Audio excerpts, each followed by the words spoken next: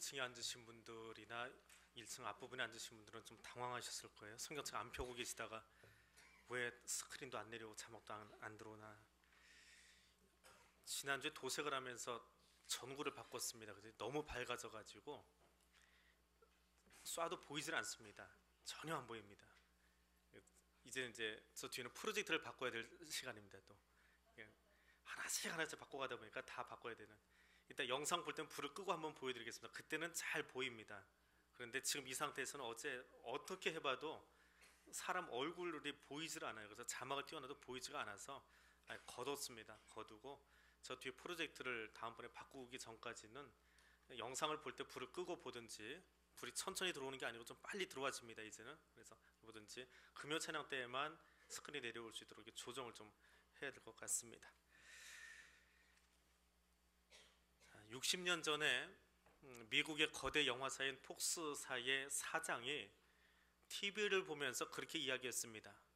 저 합판 상자에서 나오는 영상을 누가 그렇게 집중하고 보겠느냐, 6개월만 지나면 저 TV 사라진다, 그렇게 악평을 했습니다. 그런데 어제도 TV 보셨지요? 60년이 지나도 아직 우리가 TV를 보고 있습니다. 그런가 하면 1차 대전 때에 프랑스의 전쟁 사령관이었던 페르디낭 포쇼라고 하는 사람이 하늘을 날고는 비행기를 보면서 누가 저 장난감 가지고 전투를 하냐 이야기를 했습니다. 근데 지금은 군사 전략에서 공군 화력이 50%를 차지합니다. 그래서 공군을 제대로 운영하지 않으면 이미 50% 전쟁을 지고 들어가는 그런 전쟁사를 우리가 경험하고 있습니다. 가깝게는 한 20년 전쯤에 우리가 너무 잘 아는 마이크로소프트사의 빌 게이츠라고 하는 분이 컴퓨터를 가지고 그렇게 이야기했습니다. 컴퓨터는 640kb면 모든 사람에게 충분한 메모리 용량이다. 640kb면 대체 어느 정도냐 하면 옛날에 286 쓸 때 그 펜티 입히는 넓적한 플로피 디스크 있습니다. 그게 1.4메가, 700메가인가요? 뭐 그렇게 나옵니다. 그것도 안 되는 거예요. 메가 단위죠. 그거는 킬로바이트니까. 지금 시중에서 판매하는 컴퓨터의 기본 사양, 아이들이 사가는 기본 사양이 CPU가 3.6기가에다가 하드가 1TB, 램 용량이 8기가 정도 됩니다. 어른들한테는 죄송합니다. 좀 이상한 외래어를 쓰는 것 같아서. 근데 그 컴퓨터의 가격이 옛날 640KB 하는 그 컴퓨터를 쓸 때보다 4분의 1로 떨어져 있습니다. 기본 사양입니다. 고급 사양도 아니고. 굉장히 속도전을 벌이고 있지요. 가히 속도 혁명의 시대다라고 할 수 있습니다. 그런데 현대 사회는 속도는 있는데 방향성이 없습니다. 그래서 가치 상실의 시대이다, 그렇게 이야기를 합니다. 신학자인 폴 틸리는 우리 시대를 이야기하면서 그렇게 말합니다. 고대인들에게는 죽음이 문제였다고 한다면 중세 교회에 있어서는 죄가 문제였고 작금의 교회에서는 의미의 문제가 가장 심각하다. 네 삶의 의미가 무엇이냐라고 하는 겁니다. 괴테는 그렇게 이야기합니다. 중요한 것은 우리가 지금 어디 있느냐라고 하는 것이 아니라 어디를 향하여 있느냐 하는 것이 더 중요한 문제다. 세상은 돈이나 권력, 명예, 쾌락, 인기에 자기 가치를 도적맞고 살아가고 있습니다. 그것이 인생의 가치인 줄 알고 살고 있는데 그것은 가치가 아니라 도둑맞은 거예요. 그것은 우리의 인생의 가치가 될 수 없습니다. 가치는 눈에 보이는 것이 아닙니다. 그러나 그 가치라고 하는 것은 인류 역사를 이끌어가는 아주 중요한 원동력입니다. 본문은 그 답을 아주 간단하게 이야기합니다. 너의 가치가 대체 무엇이냐? 한마디로 이야기합니다. 너는 그리스도의 향기다 라고 이야기합니다. 그리고 그 가치가 바뀌면 내 인생, 나에 대한 가치가 바뀌고 나면 삶이 바뀌고 인생을 살아가는 방법이 바뀌고 방향이 바뀌고 습관이 바뀌고 인격이 바뀌게 되어 있습니다. 얼마나 빠르게 살아가느냐라고 하는 것이 아니라 얼마나 속도전을 내느냐 하는 것이 아니라 바른 가치관을 갖는 것이 매우 중요합니다. 하나님은 저나 여러분의 가치관이 바뀌기를 바랍니다. 우리의 가치는 이미 결정돼 있어요. 근데 그것을 바라보는 우리의 눈이 잘못된 거거든요. 그래서 그 가치관이 바뀌고 나면 우리의 삶도 바뀌게 되어 있습니다. 그럼 그 가치관이 대체 무엇이냐? 하나님이 나를 창조하신 목적에 합당하게 살아가는 것입니다. 하나님이 나를 만드신 이유는 나를 통해서 하나님이 영광 받으시기 위해서, 찬송 받으시기 위해서 저와 여러분을 만드셨습니다. 근데 우리는 지금 그 삶을 살아가고 있지를 않습니다. 그럼 아담이 선악과를 따먹은 이유가 무엇입니까? 너무 잘 아는 기본적인 질문인데 하나님이 되고 싶어서 그랬지요. 그게 우리 죄성의 제일 첫 번째입니다. 무엇인가 되고 싶어 합니다. 되고 싶은 것. 왜 사세요? 아이들 왜 키우세요? 돈 왜 버세요? 뭔가 되고 싶어서 그래요. 좋은 학교 들어가고, 좋은 직장 들어가고, 좋은 직분을 받고, 좋은 직위를 받고, 남보다 이름이 더 널리 알려지고, 더 많이 벌어서 내 금고를 채워가고 싶은, 더 하고 싶은 거예요. 그것으로 나를 설명할 수 없습니다. 하나님이 되고 싶어 하는 것이 죄의 시작이었듯이 우리는 지금 무엇인가 되고 싶어 하는 것이 마치 나인 것처럼 이야기합니다. 아닙니다. 하나님은 이미 에덴에 모든 것을 만들어 놓으셨고 거기 있는 것만으로도 내 존재 가치가 있는 거예요. 감사한 거예요. 나를 그 모든 것을 만드신 다음에 거기서 누리게 넣어 놓으신 것, 그것 때문에 찬송이 나오는 거예요. 그런데 되고 싶어 하는 사람에게는 찬송이 나올 수 없습니다. 왜냐하면 아직도 무엇인가를 잡아야 되거든요. 아직도 잡지 못한 무엇인가가 있어서 그것을 향해서 끊임없이 뛰어갑니다. 그러다가 내 묘비명에다가 이렇게 살다 간 사람, 그거 한 줄 쓰려고요. 두 번째 아담의 죄성은 무엇입니까? 그가 하나님 되려 한 거예요. 하나님이 되고 싶은 거예요. 왜 하나님 되고 싶어 합니까? 자기가 주도권 잡으려고 그러는 거예요. 자기가 왕이 되고 싶은 거예요. 이 왕이 되고 싶은 욕심은 헬라 제국의 알렉산더나 로마 제국의 시저만 있는 것이 아닙니다. 내게도 있어요. 남보다 더 큰 교회 만들고 싶고, 남보다 더 이름 널리 알려지는 목사 되고 싶고, 남보다 더 높은 자리에 올라가서 누군가를 밟아버리고 싶습니다. 올라서고 싶습니다. 내가 잘 되기 위해서, 1등 되기 위해서는 내 뒤로 2등, 3등 꼴찌들이 있어야 되거든요. 하나님 되고 싶은 욕심, 왕이 되고 싶은 욕심, 출세하고 싶은 욕심의 뒤에는 늘 누군가를 딛고 일어서야 되는 우리의 욕심이 그 안에 있습니다. 그것이 우리의 죄악이더라라고 하는 것입니다. 하나님이 아담과 하와를 만드신 다음에 그들에게 요청하시고 내게 원하시는 것은 내가 지금 여기 에덴에 있는 것만으로도, 내가 오늘 여기서 예배드리는 이 자체만으로도 행복해하고 즐거워할 수 있는, 늘 하나님을 바라볼 수 있는 것인데, 일에 쫓겨서, 명예에 쫓겨서, 쾌락에 쫓겨서, 정욕에 쫓겨서 가족도 잃어버리고 아이들도 잃어버리고 일에 나를 넘겨버리고 있는 우리의 모습이 있더라 하는 것입니다. 홀랜드 어퍼스라고 하는 영화가 있습니다. 이 영화 속에 주인공 홀랜드라고 하는 사람은 학교 음악 선생님으로 등장을 합니다. 좀 억지 같은 시작을 부리기는 하지만 이 선생님의 마음속에는 그게 있어요. 교사 중에도 하필이면 음악 교사예요. 내가 좀 더 공부 잘했으면, 실력이 있으면 영어 선생도 할 수 있고 문학 선생도 할 수 있고 과학 교사도 할 수 있는데 실력이 처음부터 떨어져서 음악 선생하고 있는 거예요. 그런 열등감이 그 안에 있습니다. 그래서 그의 평생의 소원은 자기 작품 하나 만드는 거예요. 자기 곡을 하나 쓰는 거예요. 그게 자기 평생의 작업이에요. 그게 자기인 줄 아는 거예요. 그 작품이 하나 나오면 자기가 된 줄 아는 거예요. 그래서 집에 청각 장애를 가진 아이가 있는데 그 아이도 무시하고 가족도 무시하고 오로지 그 음악, 그 악보 하나 써 내려가는 것에만 자기의 삶을 매진하고 있습니다. 아이가 청각 장애를 가지고 있는 것을 드러내고 싶지 않아서 수화도 배우지 않아요. 아내는 수화를 하고 있는데요. 여러분은 여러분의 노년이 어떠하기를 바라고 계십니까? 여러분의 마지막 생애를 마치는 그 순간에 여러분의 묘비에 무엇이 쓰여졌으면 좋겠습니까? 불행히도 사람들은 평생을 살면서 내 무덤에 무엇을 쓸 것인가, 사실은 그걸 놓고 달려가고 있는 거예요. 오늘 나를 즐기지 못하고, 오늘 내게 주신 시간을 즐기지 못하고, 웃지 못하고, 노래하지 못하고, 오늘을 힘겹게 싸워가면서 마지막에 뭔가 되고 싶은, 그때는 누군가보다 더 뛰어나고 싶은 욕심 속에서 말입니다. 시편 기자는 115편에서 이렇게 노래합니다. 여호와여, 영광을 우리에게 돌리지 마옵소서. 우리에게 돌리지 마옵소서. 오직 주님은 인자하시고 진실하심으로 주의 이름에만 영광을 돌리소서 노래합니다. 베드로 사도는 그의 편지 두 번째 편지에서 영광이 이제와 영원한 날까지 구주 예수 그리스도에게 있을지어다. 영광은 뇌가 취하는 게 아닙니다.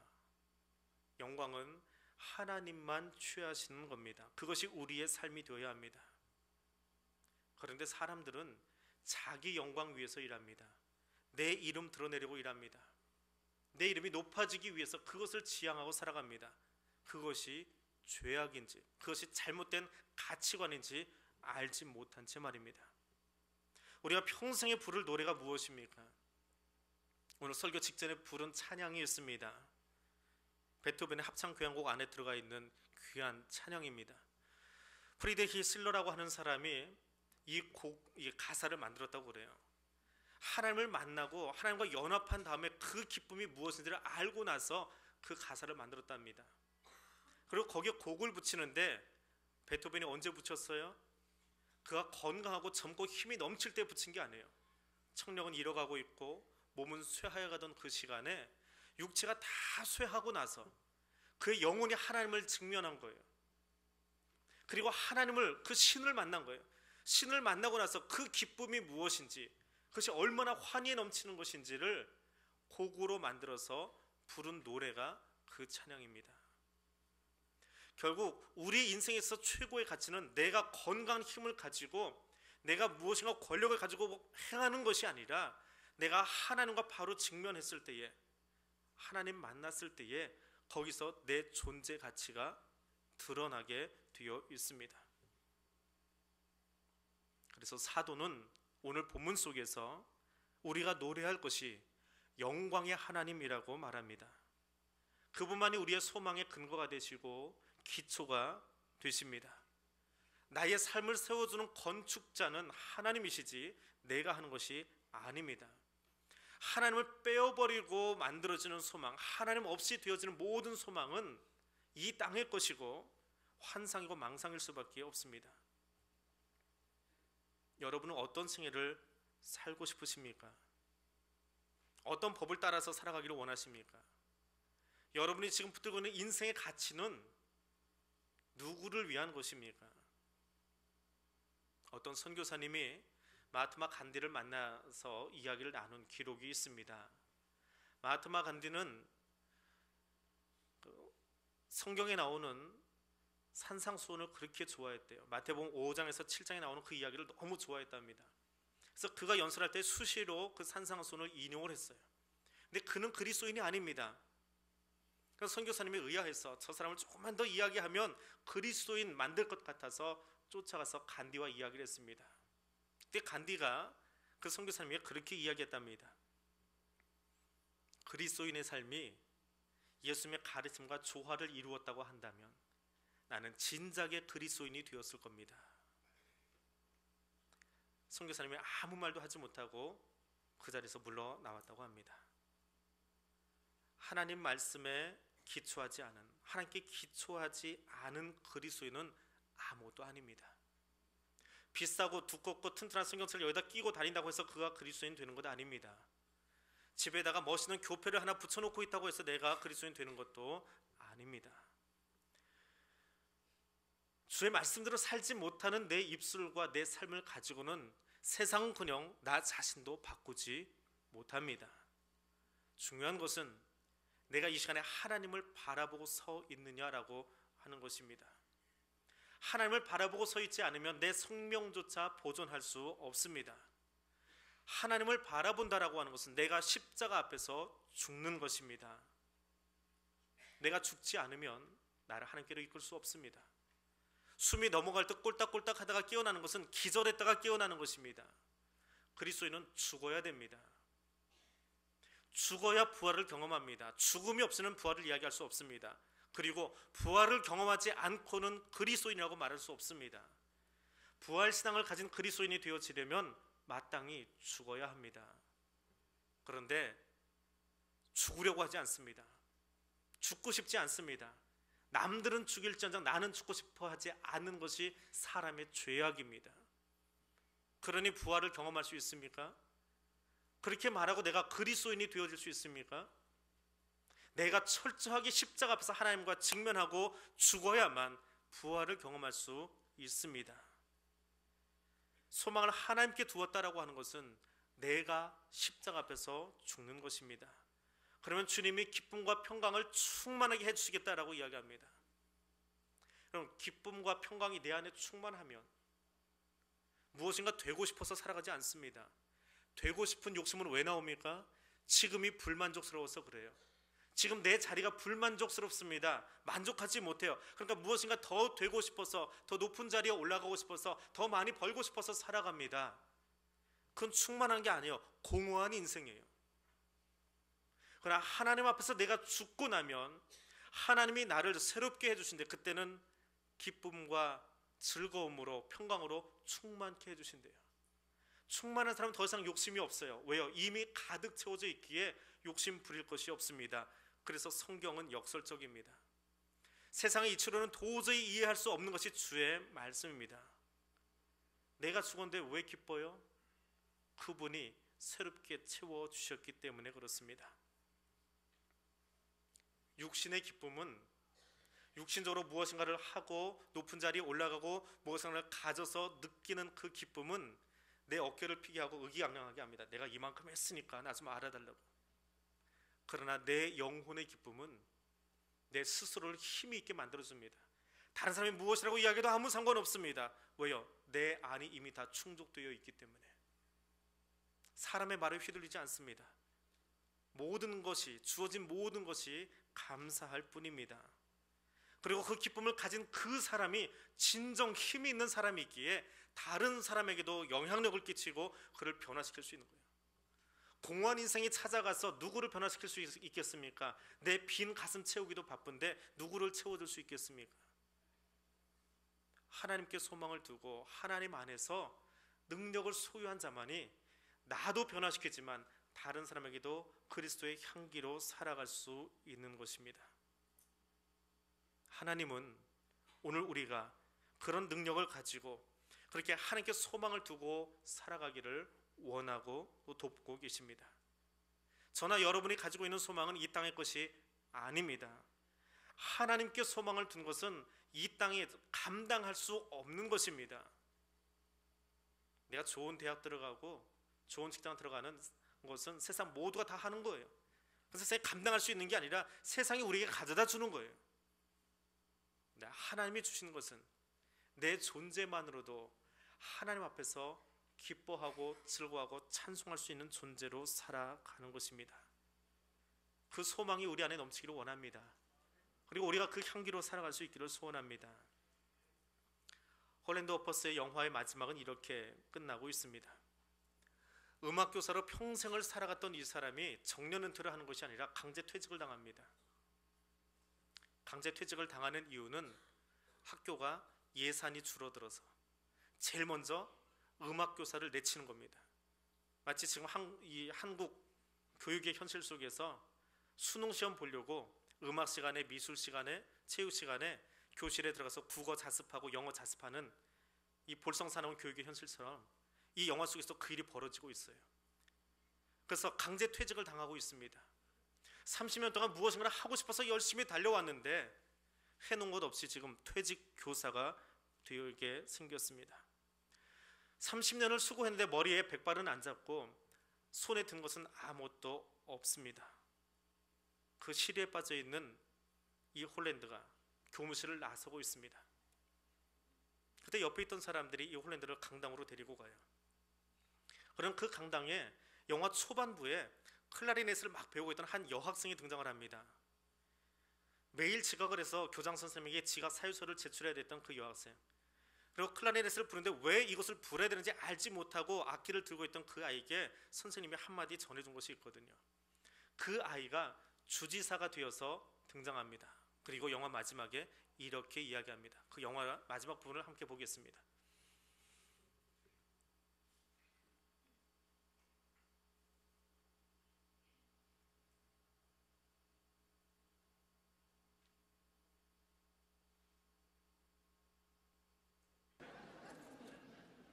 Mr. Holland had a profound influence on my life, on a lot of lives I know. And yet I get the feeling that he considers a great part of his own life misspent.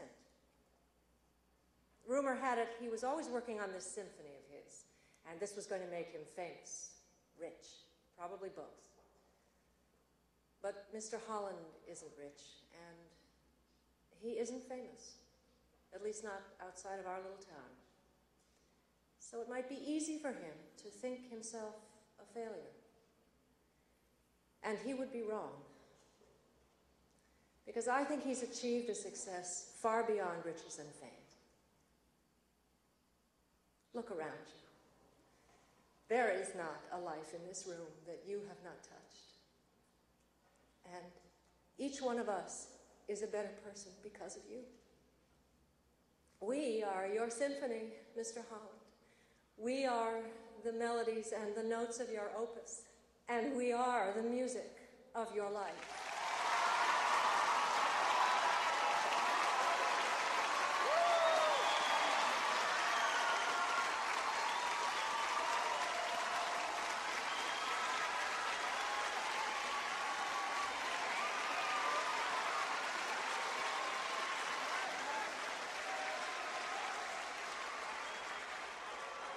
Mr. Holland, we would now like to give something back to you and to your wife, who along with you has waited 30 years for what we're about to hear. If you will, would you please come up here and take this baton and lead us in the first performance ever of the American Symphony by Glenn Holland.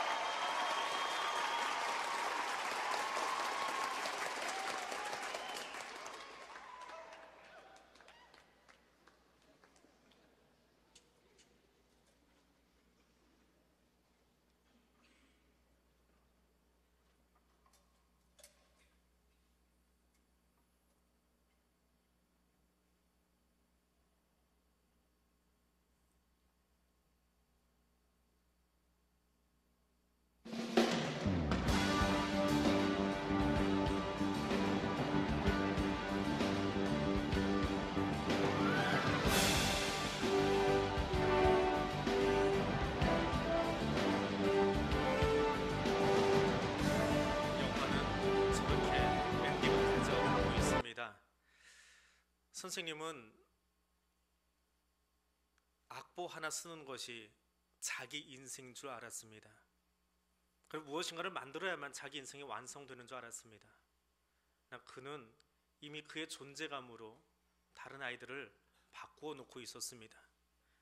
그래서 그 클라리넷을 불던 소녀가 주지사가 되어서 그 악단 가운데 앉아서 불고 있는 마지막 모습을 클로즈업해서 보여주고 있습니다. 그 여학생이, 그 주지사가 했던 말이 이렇게 머릿속에 다시 남습니다. We are your symphony. We are the melodies and the notes of your oaths. And we are the music of life. 우리가 선생님의 교향곡입니다. 우리 모두는 당신 작품의 음표이며 멜로디랍니다. 바로 우리 모두가 선생님의 인생이 빚어내신 바로 그 음악입니다. 우리는 뭔가가 되고 싶어 합니다. 근데 우리는 하나님의 창조와 구원 작품의 한 음표들입니다. 멜로디입니다. 그리고 악보입니다. 거기 음표 하나가 빠지면 악보가 존재할 수 없습니다. 그 멜로디가 지워지고 나면 음악이 이상하게 들릴 수밖에 없습니다. 우리는 여기 존재하는 것, 그것만으로 이미 하나님께 가장 소중한 그리스도의 향기입니다. 하나님의 창조사에게 어떤 것인지, 구원사에게 어떤 것인지를 보여주기 위해서 우리를 여기 앉게 해주신 그것만으로 우리는 이미 가장 가치 있는 존재입니다. 무엇을 해서가 아니라, 무엇을 해야만 되는 것이 아니라 오늘 내가 여기 앉아있는 그 음표 하나로 존재하는 것만으로도 우리는 가장 소중한 존재인 것을 기억해야만 합니다. 그래서 하나님을 만나야만 알 수 있습니다. 하나님을 만나지 않으면 그 음표의 존재 의미가 얼마나 소중한지를 알 수 없기 때문에 그렇습니다. 오늘 세상을 향해서 하나님의 멋진 창조와 구원의 작품을 연주할 수 있는 그런 멋진 멜로디와 음표들이 되어지기를 원합니다. 그것이 우리의 가치이고 존재 목적입니다. 하나님, 오늘 여기 앉아있는 저와 여러분을 통해서 세상의 그 아름다운 교향곡을, 하나님의 교향곡을 지금도 연주하기를 원하고 계십니다. 기도하겠습니다. 영광 받으시기에 합당하신 하나님,